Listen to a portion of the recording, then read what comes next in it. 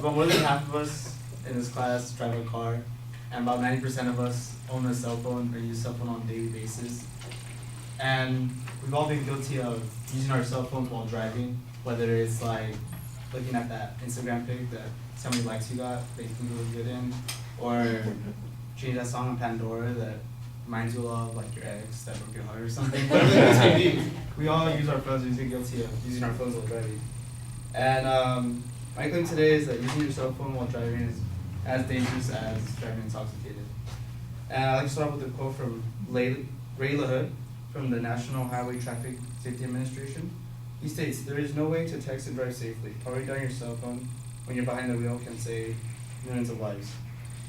And the National Highway Traffic Safety Administration concluded that 5,474 people were killed in 2009 by accidents involving people using their phones while driving.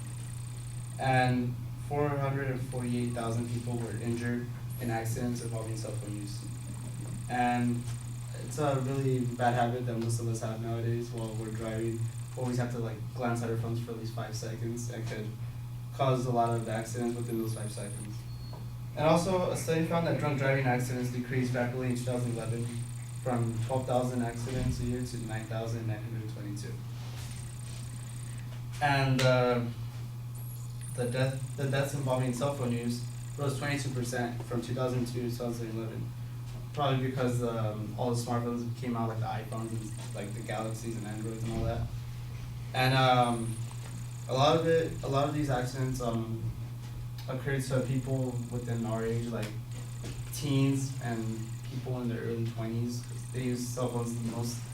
And a case of that was an 18-year-old girl named Taylor Saucer, I believe, was a college student in Colorado that was driving 80 miles per hour down the highway when she hit a tanker truck that killed her instantly. And right before she died, she sent a text to her friend saying, "Oh, I shouldn't be texting. I should be texting and Facebooking at the same time with you. This is dangerous." And that was the last text she sent to her. And that shows that by looking at, she could have avoided that situation if she just didn't glance at her phone at that second. She could have avoided that collision, and that was a sad story I read online.